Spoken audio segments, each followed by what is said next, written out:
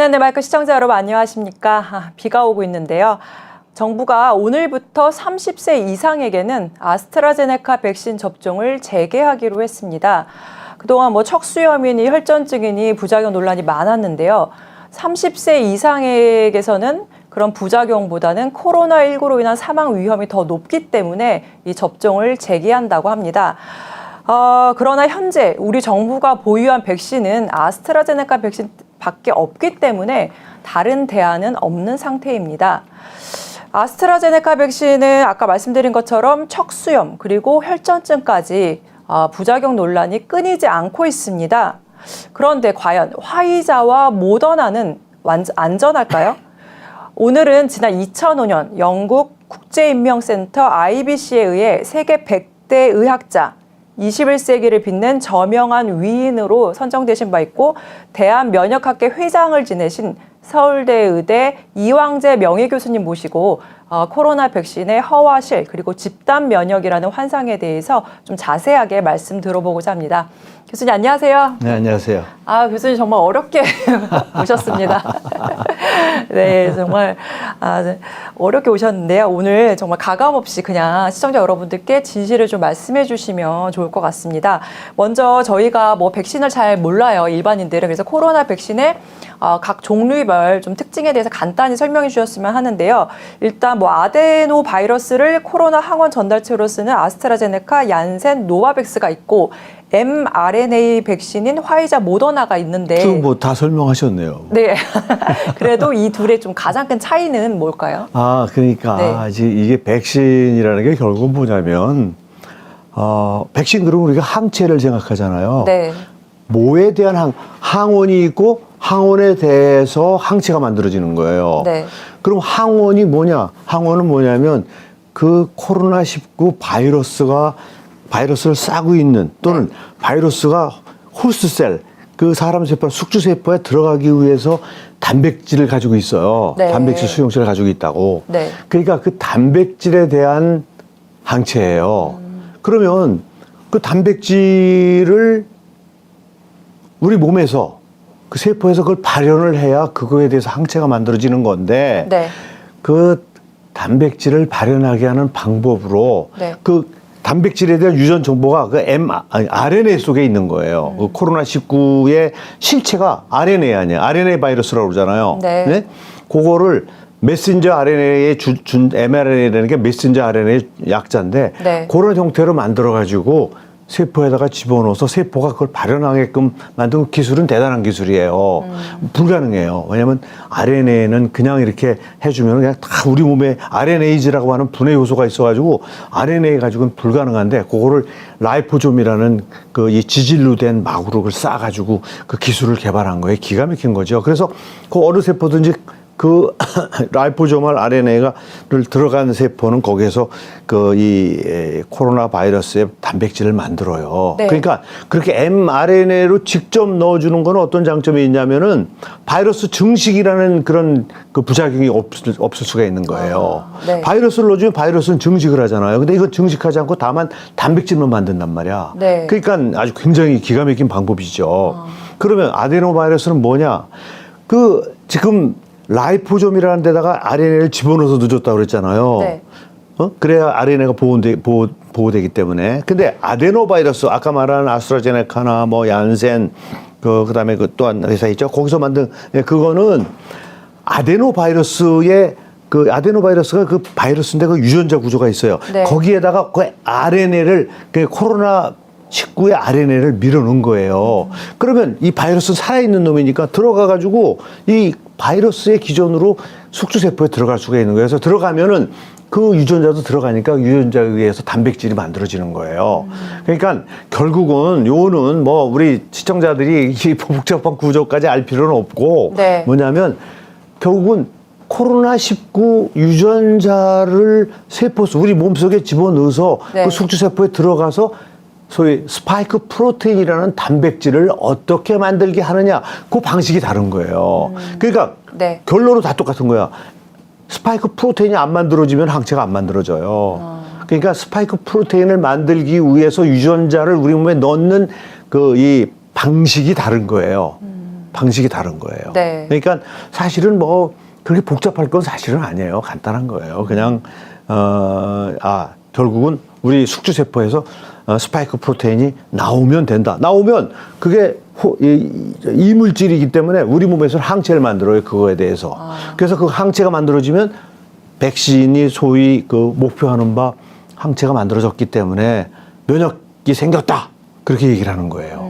네. 아시겠죠? 그러니까 네. 이제 그러다 보면 부작용의 차이가 조금 있을 수가 있지요. 왜냐하면 아스트라제네카는 바이러스를 썼으니까 사실은 그 바이러스가 굉장히 무해하다고 알려져 있는 우리 몸속에 들어서 활성화되지 않는 그런 것으로 알려져 있기는 하지만 굉장히 드물게 그놈이 혈행을 타고 다니다가 척수에 들어가서 척수염을 일으키는 수 있다는 것이 그 아데노바이러스에 의한 백신의 그러니까 아스트라제네카 같은 백신이죠. 그게 네. 그러니까 추가된 부작용일 수 있고 제가 거듭 계속 얘기를 했지만 혈전의 문제는요.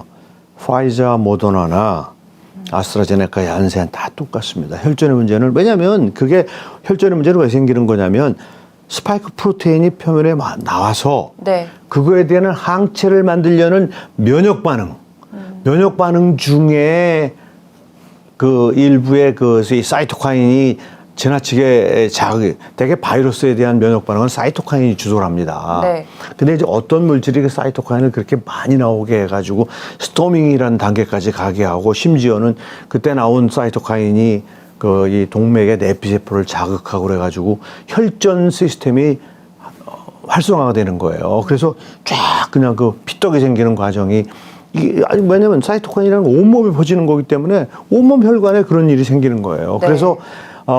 그래서 이제 왜 초기에 기억나시겠는지 모르겠지만은 멀티오간 페일리어라는 말이 나왔던 게 그거예요. 다기관 부전증.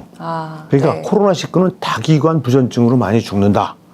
그래서 그런 거는 실제 이제 제가 드린 그 논문 작년 5월 20일 2020년 5월 21일자 뉴 잉글랜드 저널 오브 메디신에 7구의 네, 지금 논문을 교수님께서 논문을 한번 띄워보시죠. 예, 바로 이 논문이에요. 이 논문이 이미 혈전증 부작용에 대해서 기술돼 있다 이렇게 지적을 해주셨죠. 한번 좀 설명 부탁드립니다. 네, 이게 뭐냐면 이게 굉장히 정말 소중한 논문이에요. 네. 이거는 정말 이 코로나19하고 독감이 다르다는 걸 명백하게 보여준 논문이에요. 네. 그래서 이제 그 코로나 19로 죽은 분 7분, 그 다음에 독감으로 죽은 7분을요, 부검을 한 거예요. 네. 폐를 주로. 왜냐하면 내가 이제 폐가 망가져 죽으니까. 그래서 이제 폐가 어떻게 망가졌나를 봤더니 둘 다. 네. 그러니까 독감으로 죽었거나 코로나19로 죽었거나 폐는 왕창 망가져 있어요. 특히 폐포가 손상이 돼가지고 호흡을 못해 죽는 거예요. 네. 근데 너무 흥미롭게도 코로나19로 죽은 케이스만 그 폐포를 둘러싸고 혈관이 다 막혀 있더라는 거예요. 막 피떡이고 잔뜩 생겨 있더라는 거야. 독감은 그렇지가 않은데. 네. 네?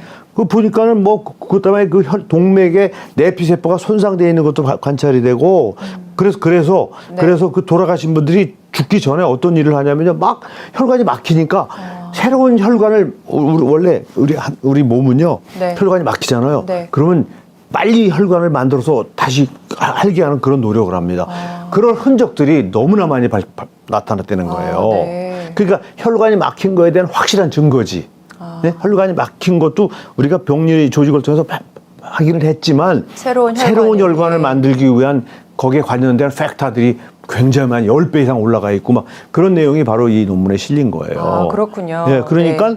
코로나19로 죽는 이유는 단순히 폐만 망가져서 죽는 게 아니라는 거예요. 지금 이분들이 본 거는 폐만 봤지만 폐에 있는 혈관들이 다 막히는 것으로 봐서 그런 일이 뇌에서 생기면 뇌혈관도 막힐 수가 있는 거고 네. 심장혈관이 막히면 심장혈관이 막힐 수 있는 거고 콩팥혈관이 관계되면 콩팥혈관도 막힐 수 있는 소위 말해서 다기관 부전증이라는 그 기전을 설명하는 굉장히 중요한 근거가 되는 논문이라고 보시면 되죠. 네, 이미 작년 5월에 이런 혈전증의 위험을 알려주는 논문이 나왔는데도 우리 정부는 혈전증과 인과관계 없다 이러면서 그렇게 발표를 했는데 오늘 여러분들 참 논란이 많으셨는데 그 논문을 직접적으로 보여드립니다.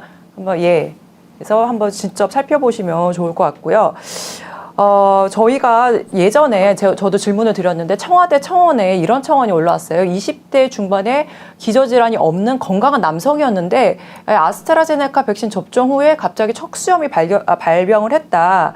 뭐 이런 청원이 제가 알기로는 두 예. 케이스로 알고 있어요. 50대에 또 한 여인, 그러니까 어떤 남자의 부인이 또 그렇게 됐다고 제가 네. 뉴스를 통해서 봤어요. 지금 현재 제가 알기로는 그 아스트라제네카 백신을 맞고 두 분이 척수염으로 하지마비. 그러니까 척수염이 어디에 왔느냐에 따라서 목 척수에 오면은 사지마비가 오는 거고, 네.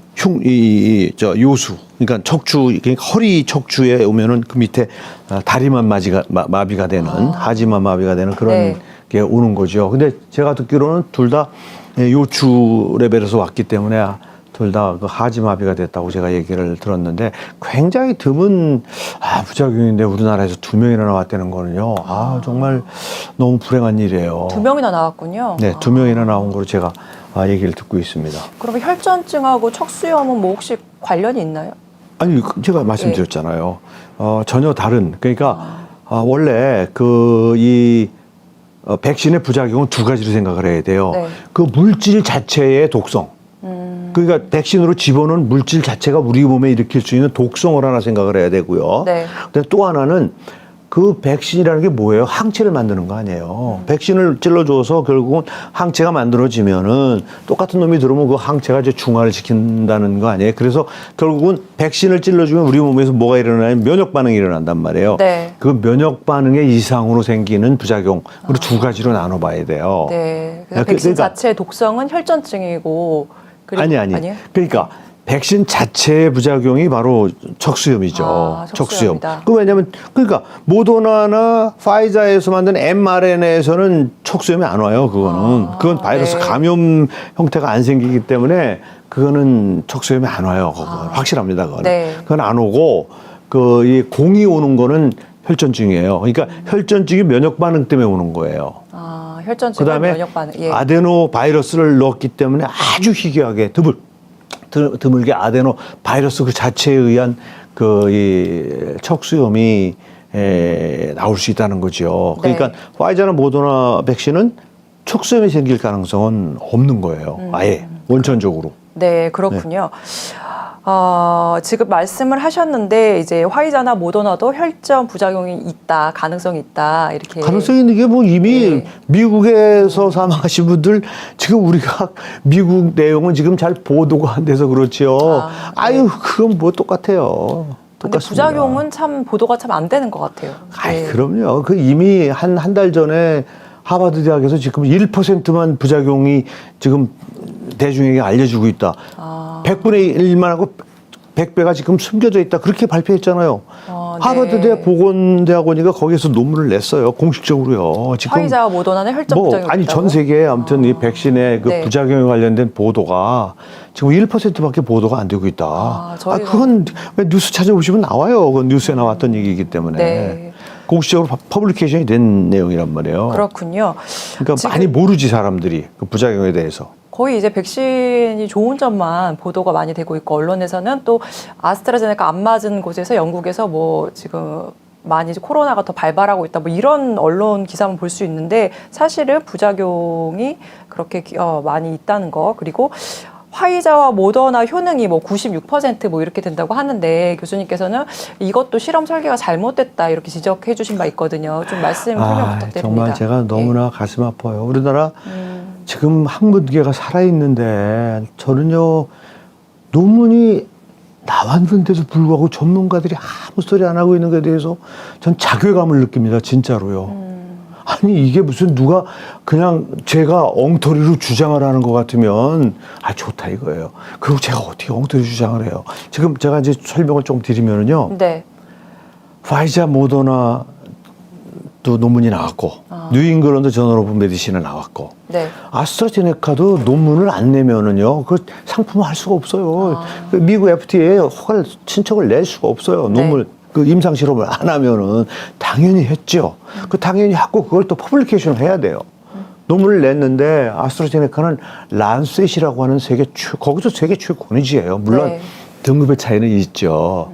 뉴잉글랜드 저널 오브 메디신은 정말 최상급의 뭐 임팩트 팩터로 말하면 거의 60에 가까운 그런 거. 란셋은 한 20 정도일 거예요. 아마 20몇 그런 정도고 네이처 사이언스 이런 데가 한 30 뭐 얼마.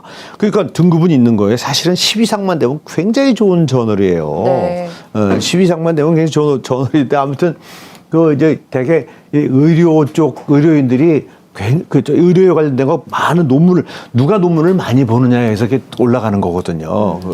그 소위 말해서 이제 그 인용 지수가 커지면은 그 네. 점수가 높아지는 건데 아스트라제네카하고 그 파이자 모더나는 이제 같은 비슷한 뭐 물론 다 비슷한 실험을 했는데 네.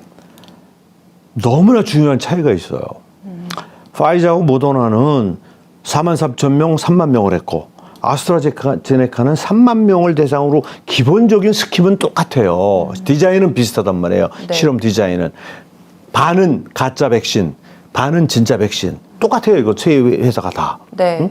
똑같은데 우리가 뭐 생리식염수를 보통 가짜 백신으로 놔요. 진짜 백신은 이제 자기들이 만든 백신을 넣는 건데. 근데 생각을 해보세요. 지금 이 백신의 목표는 뭐냐면 제가 뭐 좀 서두에 말씀을 드렸는지 모르겠지만은 무증상 감염자가 타겟이 돼야 돼요. 그래야 집단 면역으로 인해서 이 팬데믹이 종식이 되는 거예요. 네. 지금 우리 온 인류가 원하는 게 뭐예요?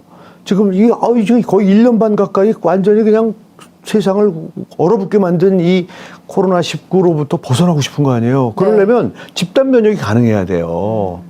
그러려면 집단 면역의 그 대상은 뭔지 아세요? 집단 면역이 되려면 무증상 감염자가 없어야 돼요. 무증상 감염자를 없애야 돼요.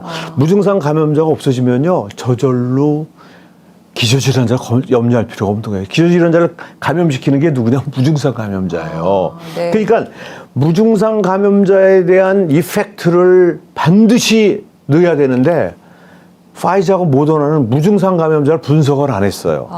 네. 아스트라제네카는 분석을 했어요. 그 실험적으로 어떻게 차이가 나는 거냐면 백신을요 한번 찌르고 네. 파이자하고 모더나는 백신을 찌르고 한 번에 항체가 안 생기기 때문에 3주 뒤에 다시 찌르고 그다음에 두 번째 찔른 후에 일주일 뒤에 그 실험하는 사람들에게 연락을 해서 너희들 중에 증상이 있는 사람들 빨리 클리닉으로 와라. 그렇게 해서 해보니까 파이자의 경우는 170명이 왔어요. 그래서 그 사람들을 보니까 증상이 뭐 중한 사람도 있고 뭐 경한 증상도 있고 아무튼 다 분류를 해놓은 거 이거 뭐 그것까지 그게 중요한 게 아니기 때문에 그건 얘기를 안 하는데 아무튼 그래서 그 사람들 수압을 해서 코에서 해서 보니까 170명이 다 양성자가 나왔어요. 네. 그래서 그 양성자 나온 사람을 분석을 해보니까 그러니까 증상 있는 사람만 분석을 했단 말이에요. 굉장히 중요한 거예요 이게. 그렇게 해서 보니까 162명은 가짜 백신을 맞은 사람이야. 그리고 8명이 진짜 백신을 맞은 거예요. 네. 그러니까 이 결과에 의하면 무슨 의미가 있냐면 170명 중에 162명이 백신을 안 맞았기 때문에 이런 거고 8명밖에 없지 않냐. 그러니까 170분에 162의 예방 효과가 있다. 이렇게 발표한 거예요. 네. 예방 효과가 아니죠. 증상 완화 효과지요. 그걸 명확하게 논문에서 밝혀야 되는데 이 사람들은 예방 감염 효과가 감염 예방 효과라고 그렇게 발표를 했단 말이에요. 그건 아니죠. 네. 어떻게 해야 돼요? 아스트라제네카는 어떻게 했냐면요. 3만 명을 가짜 진짜를 놓고 15,000명씩 일주일마다 코에다가 이 솜방망이를 찔러서 모든 사람을요? 모든 사람 3만 명에게 다 검사를 한 거예요. 네. 증상이 있든 없든 그렇게 해서 2달인가 막 계속 한 거예요. 그거를 해서 나중에 결과를 분석해 보니까 거기도 증상 그러니까 그래서 저희 파이자하고 모더나는 증상 완화 효과가 95% 파이자는 모더나는 94점 얼마 뭐 거의 비슷한 거죠. 네. 그건 증상 완화 효과예요. 그런데 아스트라제네카는 증상 완화 효과는 70인가 75%가 나왔어요. 증상 있는 사람들 그 사람들도 다 분류했잖아요. 증상 있는 사람들도 조사를 했잖아요. 그래서 네. 보니까 증상 있는 사람들 완화 효과는 70대 75%. 그래서 마치 열등한 것처럼 그렇게 물론 그 증상 완화 효과가 떨어진 건 뭐 사실이니까 그렇게 볼 수 있겠죠. 그런데 이분들은 더 중요한 거를 발표한 거예요.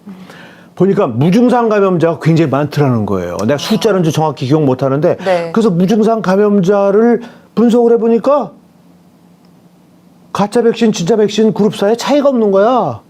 3.8%. 진짜 백신 맞은 그룹에서 3.8%더 효과가 있더라. 3.8%가 효과예요? 오차 범위 아니죠? 아이, 그건 30%라고 그래도 정말 네. 저 안타까울 따름인데 네. 3.8%라고 공식적으로 논문으로 나온 거예요. 이거는 뭐예요? 제가 지금까지 주장한 얘기가 확실하다는 거를 입증해 준 거예요. 무증상 감염자들을 감염이 돼 있어. 확진됐는데 증상이 없어.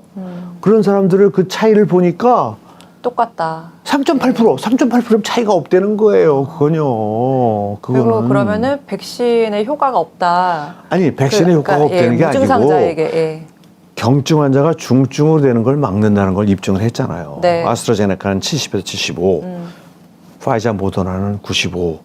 그거를요 정확하게 해줘야죠. 뉴잉글랜드 저널 메디신이 무슨 잡지입니까? 세계 최고의 권위지 아니에요.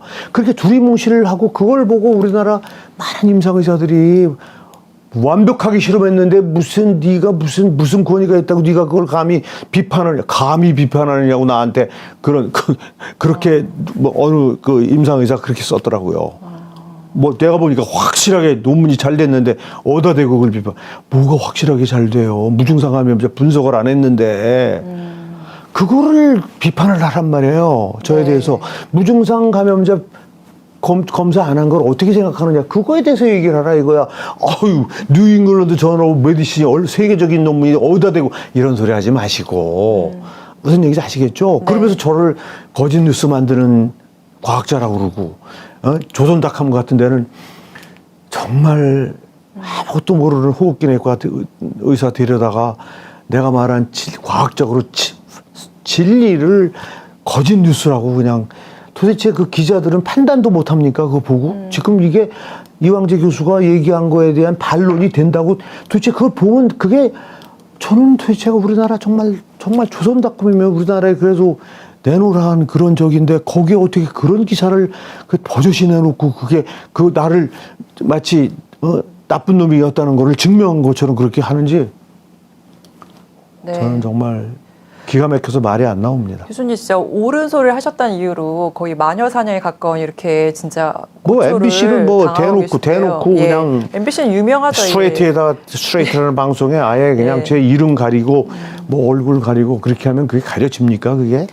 그래서 이미 나온 논문을 통해서 봤을 때 이 아스트라제네카 백신과 뭐 화이자 모더나는 모두 경증을 치료하는 뭐 이렇게 그러니까 치료 효과는 있지만은 무증상자 감염을 뭐 없애는 그런 효과는 없다. 그런 뜻이죠.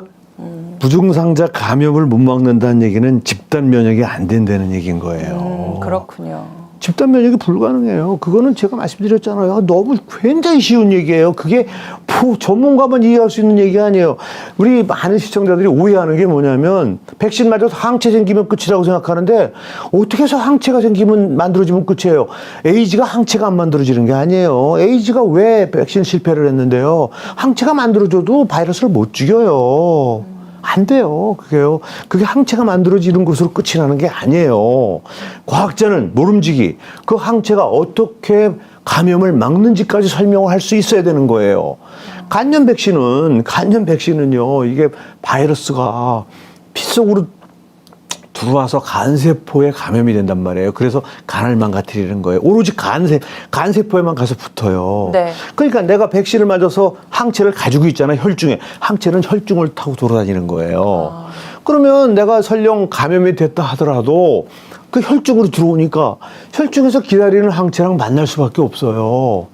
그러니까 그 항체가 그 바이러스를 중화시키기 때문에 간세포에 갈 수가 없어요. 네. 그래서 백신이 완벽하게 100%라고 얘기하는 거예요, 이론적으로. 네. 간염 백신은요, 100% 그뿐이 아니에요. 뭐 홍역이나 뭐 지금 뭐 소아마비, 천연두 이런 거는요, 다 혈중으로 다니는 그 바이러스가 우리 몸에 병변을 일으키는 거기 때문에 항체가 완벽하게 작용을 하는 거예요. 그런데 독감을 비롯한 호흡기 바이러스는요, 생각을 너무 쉽잖아요. 이게 감염이 뭐예요?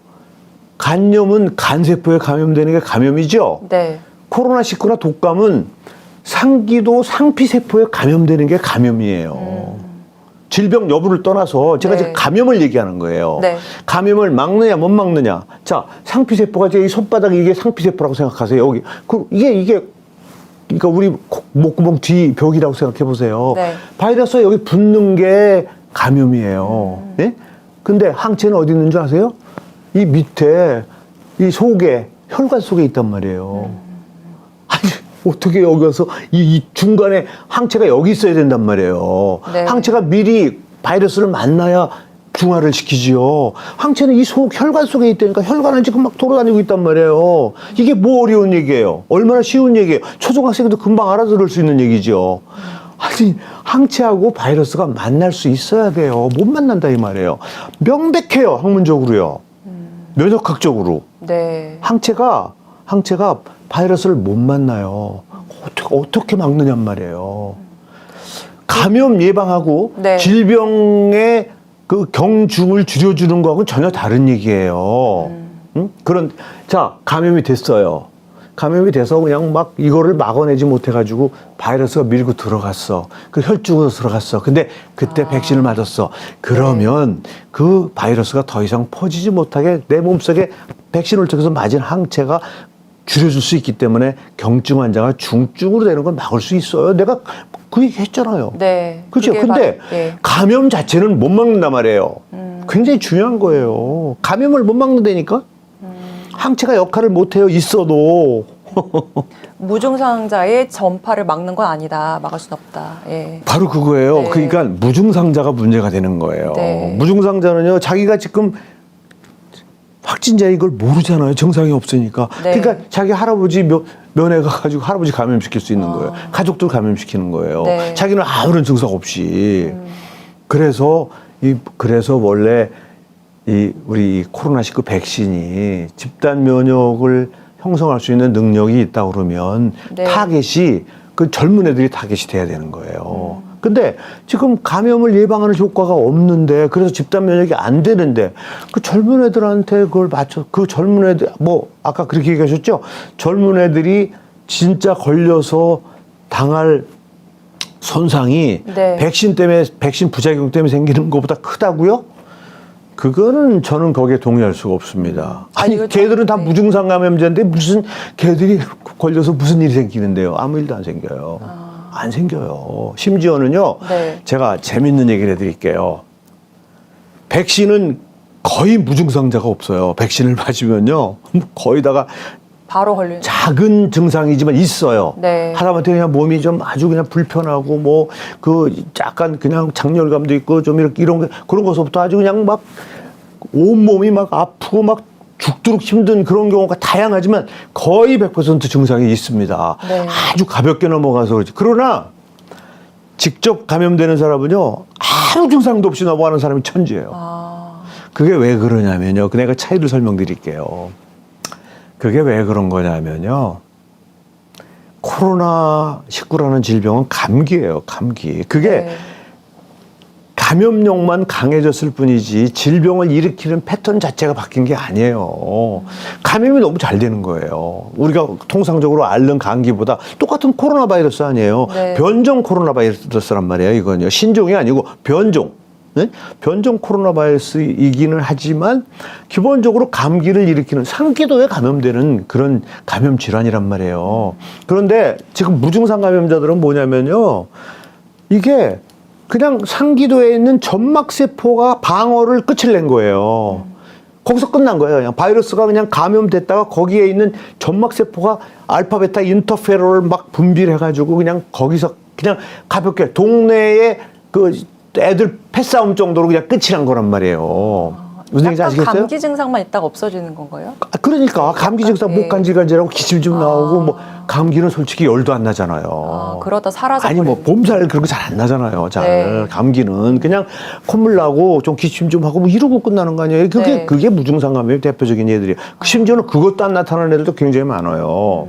그 왜 그런 거냐면 이게 이 바이러스가 거길 그냥 왕창 파괴를 해가지고 몸속으로 들어오지 않았기 때문에 그런 거예요. 그냥 거기 아주 부분적인 전쟁으로 그냥 끝이 그러고 끝난 거예요. 네. 그러고 무슨 얘기냐면요.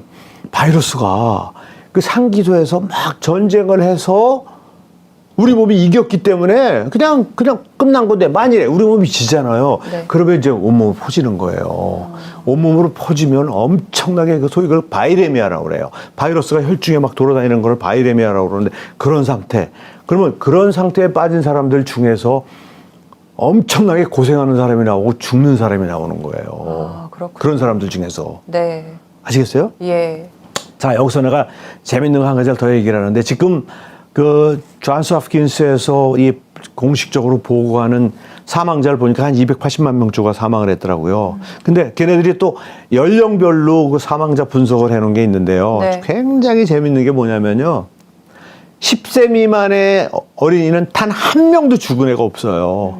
그리고 20세 미만도 0.00 몇 %예요. 네. 20세 미만도 죽은 사람이 이제 손가락으로 셀 정도로 적어요. 맞습니다. 예. 그건 왜 그러냐면 제가 아까 말씀드린 거에 대한 근거예요. 이 젊은 애들은요, 상기도 세포가 건강한 거예요. 상기도 세포가 다시 말해서 집안의 치안이 잘 돼 있는 거야. 시건 장치를 잘 해놔가지고 도둑놈이 들어올 수가 없는 거야.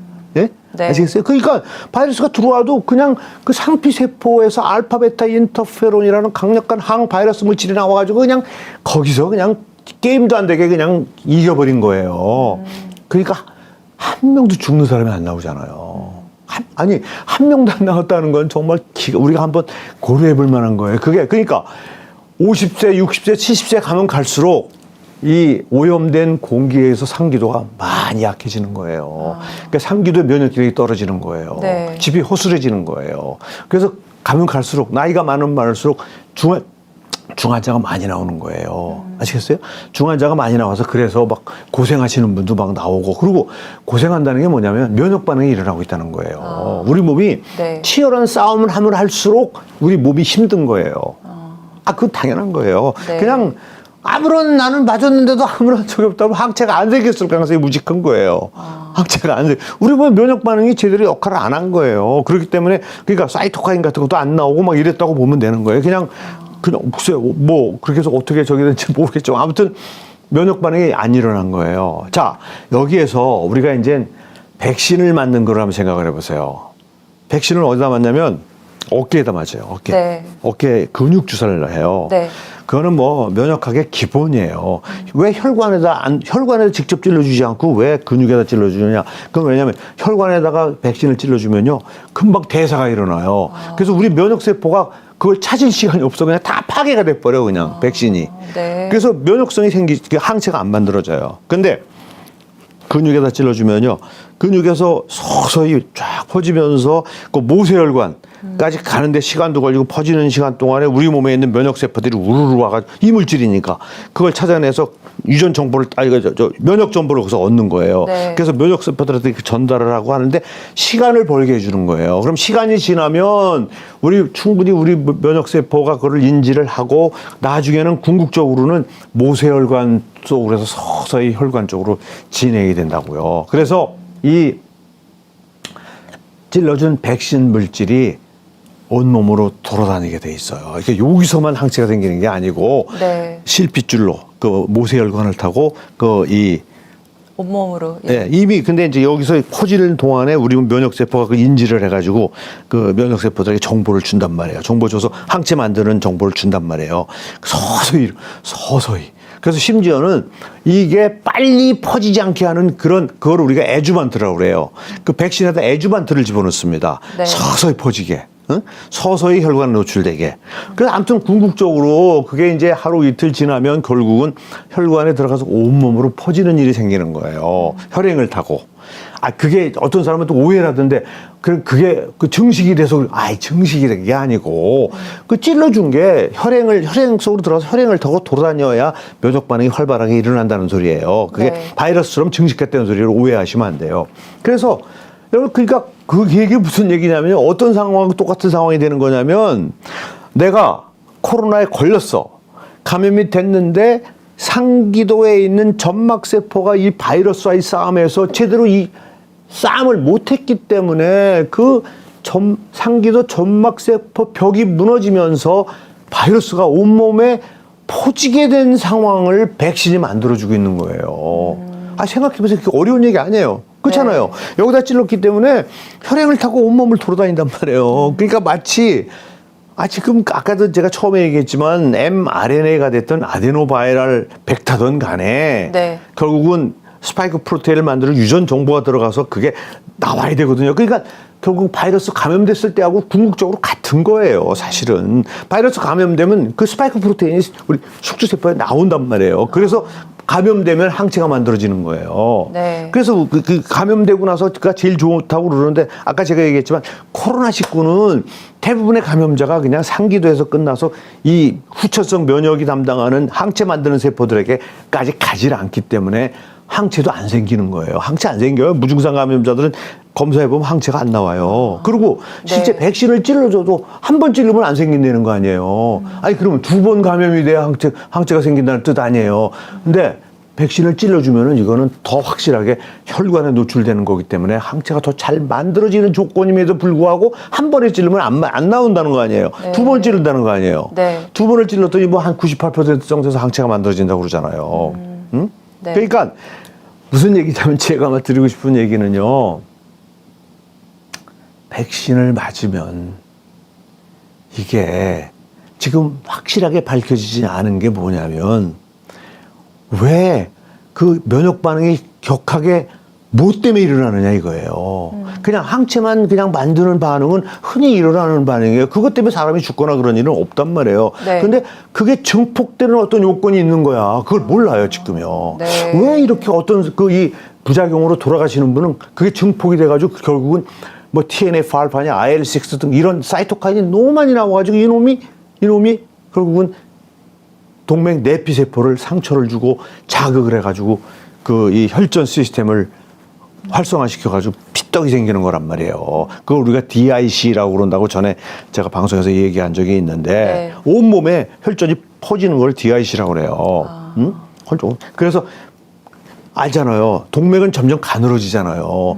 어딘가에 가서 막힌단 말이에요. 끝에 가면. 큰 동맥에서는 안 막히지만 이게 그 혈전하고 사이즈가 같은 동맥에 가서 막히잖아요. 그 동맥이 뇌면은 그냥 치명적인 손상이 올 수 있는 거고 팔다리로 가면 그냥 다행히 죽지는 않는 거고 이제 그런 일이 생기는 거죠. 그러니까 어떤 장기도 망가질 수 있는 그러니까 면역 반응이 어떠한 이유에서 이렇게 증폭이 돼가지고 그런 일이 생기냐를 모르지만 백신을 맞는 순간 내가 만일에 그런 조건을 갖추고 있는 사람이었다고 그러면 백신을 맞으면 그거를 활성화시켜서 혈전에 문제가 생겨서 죽을 수가 있다는 거예요. 그러니까 정부나 네. 이런 이제 방역 당국은 그렇게 해서 부작용으로 죽는 사람보다는 코로나로 죽는 사람이 더 많으니까 저는 그렇게 생각하지 백신을 않아요. 맞아야 된다 이렇게 주장을 하고 있거든요. 저는 절대 그렇게 생각하지 않습니다. 젊은이들은요. 네. 대부분이 무증상 감염자란 말이에요. 희생될 가능성이 거의 0%예요. 젊은이들은요. 내가 얘기했잖아요. 20세 미만은 거의 죽은 사람이 없다고 그랬잖아요. 그게 뭘 얘기하는 건데요. 20세 미만은 지금 통계적으로 280만 가까이 희생자 중에 10세 미만은 한 명도 없고 20세 미만은 손가락을 셀 정도로 적다 이 말이에요. 그게 뭘 얘기하는 거 생각해 보세요. 그 통계를 가지고 얘기를 해야죠. 네. 근데 그런 애들 왜 그러면 30대도 마찬가지 조금씩 늘어나요. 조금씩 늘어난단 말이에요. 사실은 30, 40대 70대 이상만 사망률이 1, 2% 되고 그 이하는 괜찮다고 하던데. 예. 10대 이상만 70대 이상만 사망률이 1, 2% 정도 그러니까. 되고 그 이하는 거의 사망률이 그러니까 사망률이 없다고. 굉장히 낮은 그분들에게 저는 백신을 맞았을 때 희생을 줄일 수 있다는 말은 저는 동의하기 어려워요. 그래서 젊은 층은 솔직히 상피세포에서 그냥 다 처리를 하고 건강하게 지낼 수 있는데 굳이 이렇게 주사를 맞아가지고 그런 거를 자초할 필요는 아니 없다. 일부러 리스크를 그러시군요. 왜 내가 사실 아무 문제도 없을 친구한테 백신을 놔가지고 그 리스크를 왜 키우느냐 이거예요. 근데 교수님이 왜 공격을 받는지 제가 조금 짐작이 가요. 그러니까 교수님께서 이렇게 솔직하게 말씀을 해주시고 이렇게 하다 보면 제약회사들이 지금 굉장히 거대한 다국적 기업이고 국가를 상대로 해가지고 이거 프로젝트를 하고 있고 그렇죠. 전 지구를 이제 백신을 놓고 있는데 거대한 벽하고 이런 싸우고 있는 이런 거죠, 소리가 있으면은 이 백신 접종이 주춤할 거 아니에요. 지금 부작용 때문에 뭐 아스트라제네카 잠시 접종을 뭐 중단하거나 이러기도 하는데 그래서 아마 굉장히 공격을 많이 받으실 거라고 이렇게 생각이 좀 드네요. 아니 한번 생각해 보세요. 지금 어떤 백신을 국가든 전 세계가 백신 접종을 실시할 때 이렇게 많은 얘기가 이런 다툼이 있었던 백신이 어디가 있었습니까? 그러네요. 아니 네. 그거를 그 다국적 회사를 방해하려고 이런다고 생각합니까? 그분들이 도대체 무슨 목적으로 백신에 대해서 문제가 있음을 지적하겠어요? 왜요?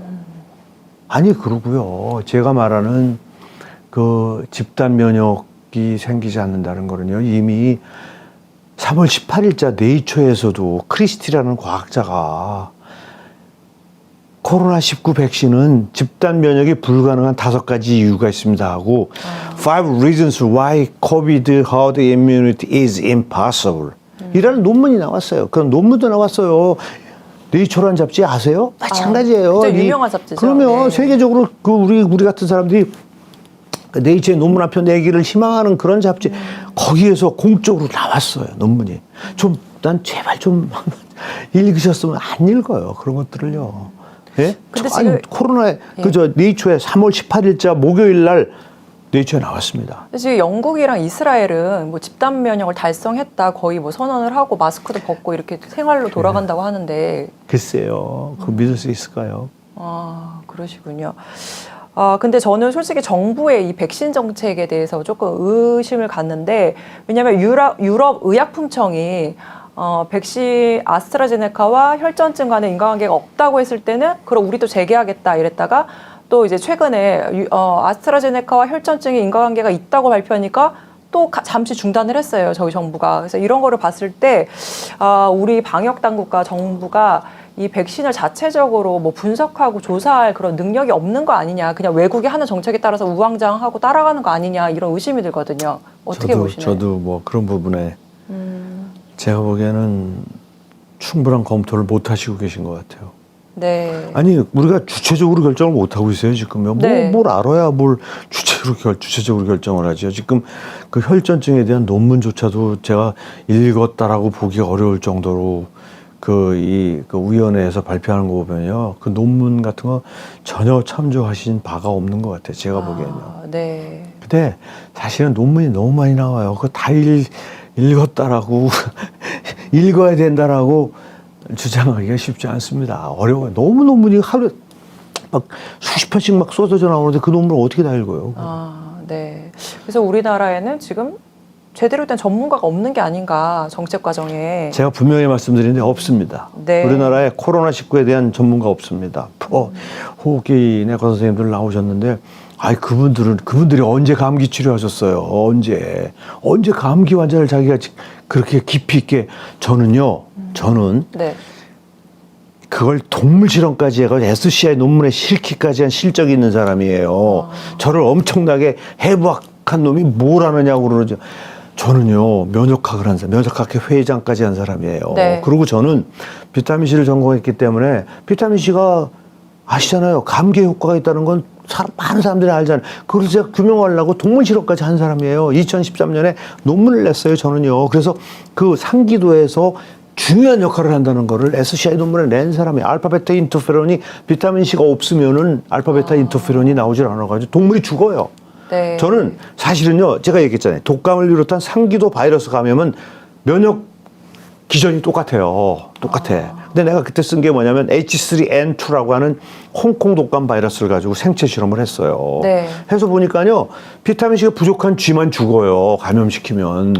정상쥐, 비타민C를 만드는 정상쥐나 또는 비타민C를 물에 타서 사람은 따로 먹는 거 아니에요, 사람 비타민C 못 만들어요. 네. 먹어야 돼요.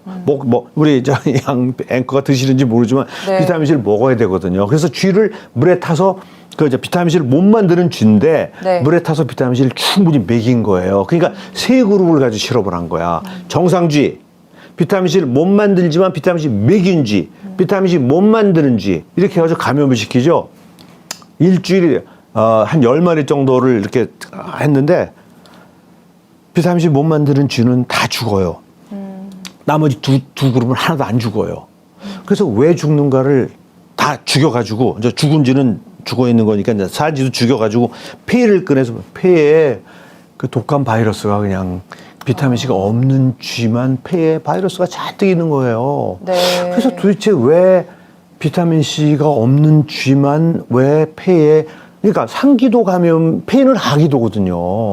이 코로나 바이러스는 하기도로 잘 안 가는 바이러스예요. 네. 그냥 상기도에서 하고 그냥 끝나는 바이러스인데 이게 여기까지 간 거는 뭔가가 방어를 못한 거야. 그래서 우리가 이제 뭘 분석을 했냐면요. 그 상기도의 기도에 있는 점액을 뽑아가지고 분석을 해본 거예요. 거기에 알파 또는 베타 인터페론이 있는가 없는가. 왜냐하면 알파 베타 인터페론이 바이러스 증식을 못하게 하기 때문에 그게 있으면 바이러스가 꼼짝도 못해요. 늘어나질 못해. 숫자가 늘어나지 못하면 병이 커질 수가 없죠. 늘어나느냐 못 늘어나느냐의 그 이 하나의 그 이 지표가 알파 베타 인터페론이 있느냐는 거예요. 그래서 그걸 점액을 꺼내가지고 분석을 해봤더니 정말 놀랍더라고요. 비타민C를 만드는 정상쥐나 비타민C 먹인 쥐는 알파 베타 인터페론이 풍성하게 점액 속에 있고 네. 비타민C를 못 만드는 쥐 속에는 알파 베타 인터페론이 완전히 바닥인 거야. 그러니까 그 알파 베타 인터페론이 역할을 못했기 때문에 상기도에서 바이러스 수가 너무 늘어난 거예요. 그래서 점액을 타고 밑으로 내려간 거예요. 그래서 폐까지 내려간 거예요. 그래서 급기야 폐에 감염이 돼가지고 폐세포를 망가뜨려서 폐렴으로 죽은 거예요. 그리고 나머지 비타민C를 충분히 공급받은 두 쥐는 알파 베타 인터페론이 충분히 나오니까 그 상기도 전쟁에서 이긴 거예요. 못 내려간 거예요, 밑으로. 네. 점액 타고 못 내려가는 거예요. 아, 이거는 제가 살아있는 동물을 가지고 사람을 가지고 한 건 아니지만 쥐를 가지고 한 실험이기 때문에 굉장히 학문적인 가능성이 있는 거거든요. 그런 실험을 한 사람이 없어요. 그럼 그런 논문 저희가 찾아보세요. 논문 없습니다. 코로나19를 좀 뭐 예방이나 혹시 그냥 걸렸다가도 좀 쉽게 나으려면 비타민C를 좀 많이 먹어야 되나요? 제가 주장하는 게 그거죠. 근데 예. 이제 비타민C가 이게 소위 상업성이 굉장히 낮아요. 너무 싸기 때문에. 그래서 비타민C가 이렇게 그냥 이 치료제로 나오면은 의료 산업이 죽습니다. 그래서 아마 내가 알기로는 별로 비타민C는 뭐 지금 제끼고 있잖아요. 네. 저는 확실하게 믿습니다. 그래서 저는 뭐 비타민C 열심히 먹기 때문에 코로나 같은 건 별로 무서워하지 않습니다. 아, 그렇군요. 저는. 네. 또 제가 드릴 좀 질문이 많기는 하는데, 일단 우리나라 지금 백신 정책하고 어떤 방역 정책에 대해서 어떻게 생각하시는지. 예, 저는 이렇게 생각합니다. 모르겠어요. 저 1918년 스페인 독감이 무려 2년을 갔단 말이에요. 근데 잘 아시는 것처럼, 야, 그때 분들 한번 생각해보자. 아마 기가 막혔을 거예요. 우리가 지금 14, 5개월 왔는데도 이런데, 2년 동안 그래서 수천만 명이 죽었어요. 우린 지금 뭐 270 어쩌고 그러지만 수천만 명이 죽었어요. 그때는요. 네. 스페인 대독감 때는요. 근데, 그때 뭐 백신이 있었어요? 뭐가 있었어요? 그때 그냥 종식이 됐거든요. 그죠? 자연스럽게. 지금도 왜 종식이 되는지 모릅니다. 그냥 왜 종식이 되는지 몰라요. 하루아침에? 네, 무슨 뭐 집단 면역이라는 말은 뭐 생각하기도 어렵고. 네. 왜냐하면 집단 면역 정도까지 그렇게 많은 분들이 감염된 게 아니었기 때문에 집단 면역이라는 말도 할 수가 없고 지금도 그 메커니즘을 몰라요. 어떻게 해서 이게 자연히 종식이 됐을까?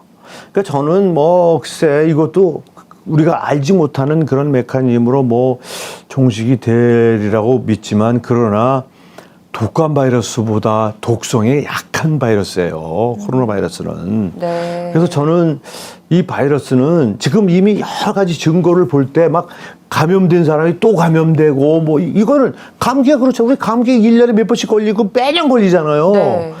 이런 그 일상적인 감기로 자리를 잡아갈 것이라고 저는 조심스럽게 예측을 해요. 그리고 거의 그게 틀림없이 맞을 거라고 생각을 하는데 문제는 뭐냐면 방역 당국이 계속 확진자를 찾아내면요. 저는 이거는 끝이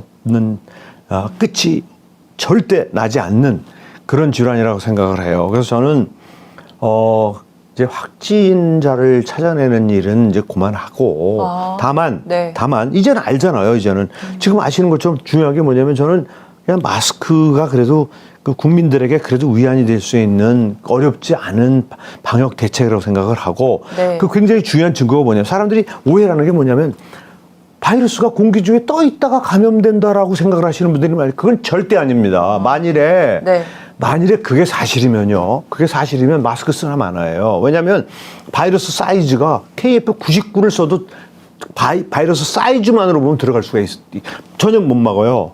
그럼 밖에서 저희가 마스크를 다 쓰는 것도 솔직히 웃기는 일이네요. 그러니까 아무 소용이 없다니까. 등산 가서도 마스크 쓰고 공기 중에 만일에 바이러스가 감염이 되는 거면요. 지금 이런 정도로 감염될 수도 없고 굉장히 중요한 생체 실험장이 지하철이에요.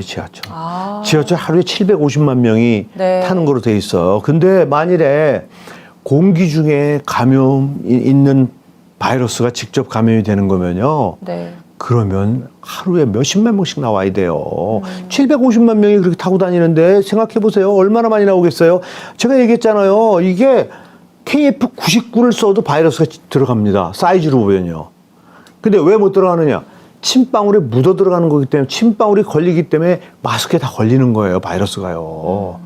마스크에 다 걸리는 겁니다. 네. 이 감염자를 만났다 하더라도 침방울이라는 걸 통해서 가는 거지 결코 공기 중에 만연돼 있는 바이러스가 들어오는 게 아닌 거예요. 그렇기 때문에 저는 뭐 일부 바이러스가 마스크가 의미가 없다고 얘기하는 분들 계시는데 저는 그거 동의하기 어려워요. 왜냐면 그건 지금 우리가 14개월, 15개월 경험하면서 본 거 아니에요. 마스크가 분명히 역할을 하고 있어요. 그래서 마스크를 뭐 불안하신 분들뿐 아니라 뭐 전 국민이 지금 뭐 얘기 안 해도 다 쓰시잖아요. 안 쓰면은 뭐 견디지 못하죠. 길거리에서. 조차. 그러니까 네. 마스크 쓰는 거를 그냥 좀 일상화하시고 저는 요양원이나 의료기관 이런 데는 방역을 조금 더 강화시키는 방향으로 네. 저는 풀어야 된다고 생각합니다. 예컨대 네. 음식점 다 풀고 이 집회도 다 마스크를 쓰게 하고 거리 간격 거리가 저는 문제가 아니라고 봐요. 마스크를 띄는 게 문제인 거예요. 마스크를 다 쓰게 하고 그걸 철저하게 하게 하면서 네. 집회 같은 거 다 하고 일상생활 대화하게 하고. 근데 문제는 이제 식사할 때 이제 이걸 벗는 게 이제 문제인데 그것만 어떻게 좀 우리가 묘안을 좀 짜면은 전 되지 않을까. 그러면 우리가 그렇게 경제적인 손실 없이 제가 왜 이런 말씀을 드리냐면 지금 보세요. 지금요. 중환자실이 놀고 있어요. 죽는 사람이 없어요. 네. 음압병실이 텅텅 비어 있어요. 지금요. 중환자가 없어가지고요. 네. 예? 치사율이 확 떨어지고 있단 말이에요. 아니 물론 이거를 뭐 이제 이 소위 말해서 좀 뭐 진화론적인 거로 뭐 설명들을 하시는데 뭐 그것도 내가 틀렸다고 보지는 않지만 생각해 보세요. 바이러스가 감염력이 강한데 치명력까지 커지면요. 그 바이러스까지 같이 죽어요. 왜? 숙주가 다 죽으니까. 네. 숙주가 다 죽으면 지가 어디서 살 거예요. 그거는 상식적으로 생각할 수 있는 거예요. 그런 방향은 갈 수가 없는 거예요. 감염력이 높아지면 질수록 그냥 자기만 살고 나올 수 있는 그런 점점 약화되는 방향 쪽으로 갈 수밖에 없어요. 네. 그래 바이러스 살아남거든요. 근데 지금 그게 그 이론 때문인지 모르지만 지금 그렇게 돼가고 있어요.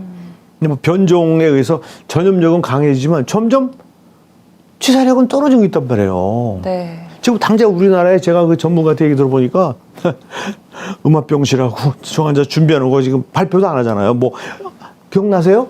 작년만 해도 지금 중환자실 중증환자 저기를 위한 시설이 없어서 난리가 났다고 이랬는데 지금 그런 말이 어디 한마디나 나와요? 그러네요. 네. 음압병실도 남고 지금 남는다는 거예요. 그러니까 제 얘기는 아무튼 이 요양원 같은 데 하고 의료기관 같은 데를 방역을 좀 단단하게 더 하시고 그건 정부에서 하려고 그러면 얼마든지 할 수 있거든요. 그래서 네. 그렇게 하시고 일반적인 국민들의 삶은 좀 이렇게 풀어드리는 것이 네. 답이 아닐까 저는 그렇게 생각해요. 그렇군요. 정부가 오늘 아스트라제네카 백신 이제 접종 재개를 했는데 왜 전수조사를 해서 혈전증 발생을 좀 조사를 하지도 않고 이렇게 접종률만 높이려고 하냐 이런 말도 있고 왜 교차 접종을 허용하지 않냐 아스트라제네카밖에 확보한 게 없어서 그런 거 아니냐 이런 비난도 있거든요. 교수님. 네. 저는 모르겠어요. 네. 정부에서 저렇게 정해서 추진하는 거 나와서 어깃장 놓는 얘기를 참 한다는 게 참 불편합니다. 그래서 네. 30세 이상한테 저거를 확대할 필요가 있는 건지 조금 더 깊이 있게 좀 논의를 해주셨으면 하는 생각입니다. 저는요. 네. 교수님 오늘 제가 참 말씀 들으면서 많이 좀 배우고 진짜 깨달은 것 같습니다. 예, 실제로 이렇게 말씀 들어보니까 이해가 잘 가네요. 그래서 여러분 코로나19 참 많이 논란 가운데 있는데 이런 전문가 의견도 들어보시고 여러분께서 좀 객관적으로 이성적으로 한번 잘 판단해 보셨으면 좋겠습니다. 교수님 혹시 마지막으로 해주실 말씀 있으실까요? 저희가 집단 면역이라는 거 솔직히 과학적으로 논문으로 입증이 되지 않은 거지만 그래도 저희가 불안하잖아요. 어떻게 좀 이 감염에 대비를 하거나 혹시 뭐 이렇게 좀 해야 될까요? 좀. 이게 이제 뭐 치료제가 곧 나올 거예요. 치료제가 그러니까 그 감염 초기에 제가 면역학적인 기전을 얘기했잖아요. 지금 그 기전을 활용해서 치료제를 만들려는 트라이가 보이질 않아요. 지금 일부에서 그런 노력을 지금 하고 있습니다. 그래서 저는 금년 내에 치료제가 나올 것으로 그렇게 확신합니다. 네. 그 치료제가 답이에요. 그렇군요. 그러니까 이게 상기도 점막벽이 무너지기 전에 치료제를 아무튼 해서 할 수 있는 길이 있습니다. 근데 정말 전문가가 없다는 거를 난 거기서 더 확실하게 느껴요. 이거 진짜 이 코로나 치료제 하나 이게 못 만드는 걸 보면은 이게 진짜 전문가가 없구나. 뭐 제가 이런 얘기하면은 뭐 사람들이 아이고 잘났다 그럴지 모르겠는데 저는 압니다. 그 비법을. 그래서 네. 아무튼 지금 진행되고 있습니다. 그래서 치료제가 조만간 나오지 않을까. 그럼 저희 나라에서도 치료제 생산을 할 수 있나요? 백신이나 이런 걸? 당연하죠. 우리나라가 세계에 지금 10대 교육국이에요. 이 국민 총 생산이 우리나라 10위예요, 10위. 소련보다도 우리가 앞서 있어요. 소련 11위, 우리 10위. 네. 이런 나라인데 왜 못해요? 당연히 하죠. 네. 러시아는 그 백신을 노바백스인가? 그거를. 네. 백신 우리나라도 만들 수 있어요. 근데 이제 시장성이나 이런 거에 있어서 뒤지니까 이제 그런 트라이를 하려는 분이 없어서 그런 거지. 백신 만들 수 있어요, 우리도요. 네. 근데 아무튼 저는 코로나19는 백신이 답이 아닙니다. 백신이 답이 아니고 치료제가 답입니다. 아주 네. 안전한 치료제가 곧 나올 겁니다. 네. 저는 그렇게 믿고 있습니다. 네. 제가 말실수를 했는데 러시아 백신은 노바백스가 아닙니다. 예. 네. 제가 정정을 하고요. 교수님 이렇게 나와주셔서 진심으로 감사드립니다. 저도 감사합니다. 네, 감사합니다. 네, 감사합니다.